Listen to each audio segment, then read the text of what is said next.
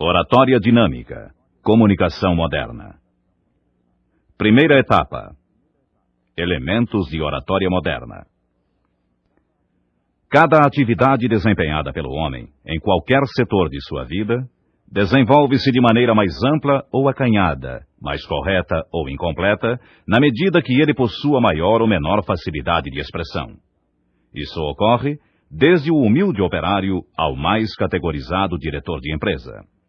Expressar-se bem é tão importante que, segundo George Bert, um ignorante que sabe expressar-se bem é mais ladino que um inteligente cuja expressão oral é defeituosa. É comum termos uma pessoa em alto conceito e sofrer uma decepção quando a ouvimos falar. O homem que não é capaz de fazer um pronunciamento com clareza, por qualquer que seja a razão, permite que sua personalidade se torne nevoada, sombria e confusa, acabando por perder todo o brilho. A nobre arte da oratória é tão importante que Dale Carnegie diz em seu livro Como Falar em Público: na condição de adultos, estamos interessados em uma maneira fácil e rápida de falar e impressionar. A única forma de obter resultados rapidamente é assumindo a atitude correta para atingir o nosso objetivo e firmando um sólido cabedal de princípios sobre os quais basear aquela atitude. Diz ele ainda que falar positivamente é mais do que dizer algumas palavras para um auditório. É a expressão reveladora de uma personalidade humana. Em seu livro Falar em Público, o advogado Dr. João de Oliveira Filho comenta objetivamente: você pode ser a mais tímida das pessoas.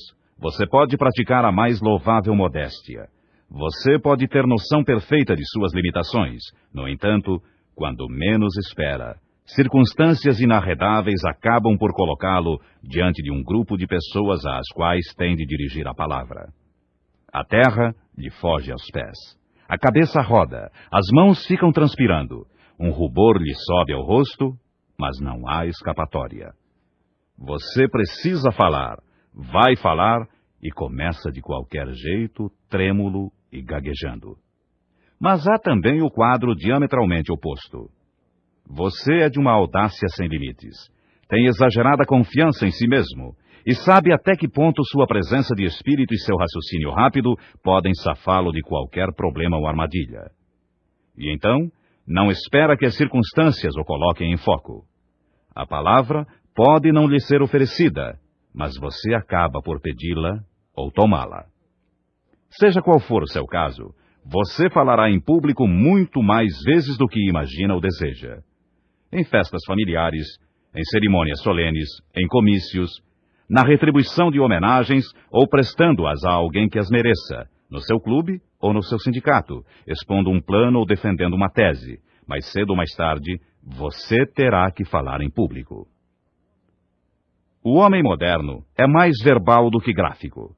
Usa mais a palavra falada, que é seu cartão de identidade, a manifestação de sua personalidade.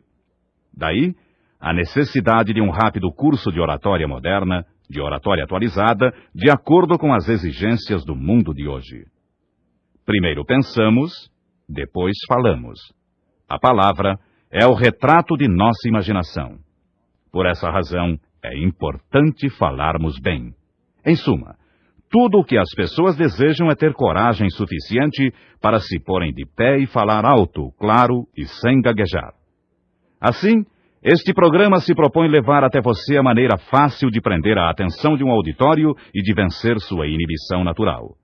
Você terá ainda, ao final de cada etapa, exercícios a serem praticados para um melhor aproveitamento deste curso.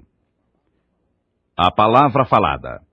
De fato, o bom orador, o bom comunicador, deve falar com o auditório e não falar ao auditório. Seu interesse pelos que o ouvem é a causa do sucesso na comunicação. Há oradores que falam para dentro, não tomando conhecimento do auditório. Há outros que falam para si mesmos, como que encantados com a própria voz. São os que não têm noção do tempo do discurso, porque não se dirigem aos ouvintes. Lembre-se, concentrar a atenção naquilo que para você significa falar bem é demonstração de liderança. Viva melhor, sabendo falar melhor. Contudo, Dar um recado coerente a um auditório repleto não é tarefa fácil. O dicionarista inglês Daniel Webster afirma que preferia aparecer em público seminu a apresentar-se semi-preparado para falar. Lincoln dizia que jamais seria suficientemente velho para falar com desembaraço quando não tivesse nada para dizer. Foucault afirmava que um mau discurso é como uma carta de amor, onde o imitante não sabe o que dizer no início e termina sem saber o que disse. Nesta etapa de elementos de oratória moderna, especificamente neste capítulo sobre a palavra falada, é importante que você tenha uma visão panorâmica sobre o assunto falar em público. Você deve saber como é gratificante a sensação de pôr-se de pé e arrebatar a atenção de todo um auditório. Veja-se começando a falar, a plateia ficando calada, os olhos grudados em você, a atenção presa às suas palavras. Ninguém pisca. Todos procuram beber o que você diz. Ao findar, goze o prazer dos aplausos e das congratulações. Lembre-se, um auditório pode aplaudir até mesmo um orador medíocre, mas mesmo o orador medíocre sabe distinguir entre algumas palmas xoxas batidas em ritmo compassado, como que em tom de caçoada, de um aplauso vigoroso propiciado por uma plateia inflamada, em pé, aos gritos de bravo. Este aplauso é a maior paga que um orador pode ter. Todavia, para se chegar a isso, é preciso alguma inspiração e muita transpiração. Para sua alegria, porém, saiba que não existe nada na arte da oratória que qualquer pessoa não possa aprender. Saiba ainda que falar em público é a estrada que leva diretamente à autoconfiança. Durante a vida toda, falamos com espontaneidade. Ao conversar com um amigo, com a esposa, com os filhos, sobre futebol, política, problemas domésticos ou qualquer outro assunto, você usa gesticulação, inflexão e tom de voz espontâneos. Você não tenta engrossar a voz ou usar uma inflexão forçada ao contar numa roda de amigos como conseguiu tirar da água aquele peixe de 15 quilos. Para narrar esse feito, você simplesmente tem uma ideia do fato, de como o fato ocorreu. Depois, vai ordenando isso em palavras, pintando em cores mais vivas e dando mais detalhes de acordo com o momento, a circunstância, sua disposição ou a plateia que tem. Ora, se você viveu o fato, as ideias sobre esse fato são claras e nítidas na mente. E se as ideias forem claras, as palavras virão naturalmente, fluindo suaves e serenas como o deslizar das águas de um regato. Não esqueça que é importante ter na mente a cena que vai narrar. Depois, é só ir contando o que vê na imaginação. Por essa razão, não decore o discurso. Tome notas, coloque-as de forma ordenada sobre a mesa e utilize-as conforme for precisando. Isso não é feio e irá ajudá-lo muito. Outra coisa fundamental é demonstrar interesse naquilo que se vai dizer. A cena mostrada numa tela é menos importante para um conhecedor do que o estilo usado pelo artista para pintar o quadro e a técnica da matização.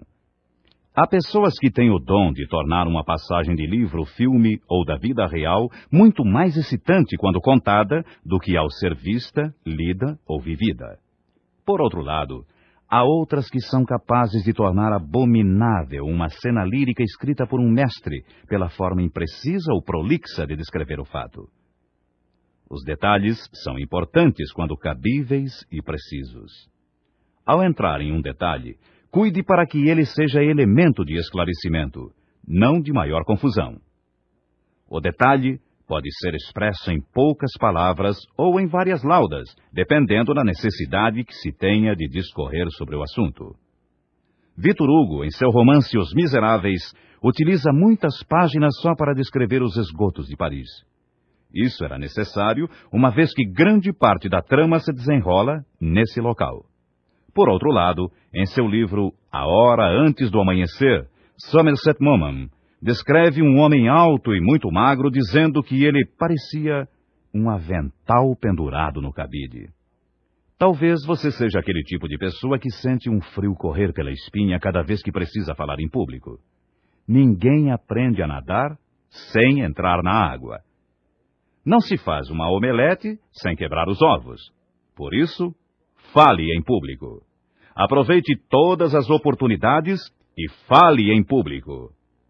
Segundo Ralph Waldo Emerson, o medo derrota maior número de pessoas do que qualquer outra coisa no mundo. Que fazer então? Enfrente esse medo e vença-o. A tensão nervosa, até certo ponto, é salutar antes de se iniciar um discurso. A adrenalina jogada no sangue dará a você condições para pensar mais rápido, falar com mais fluência e expressar-se com mais ênfase do que em situações normais.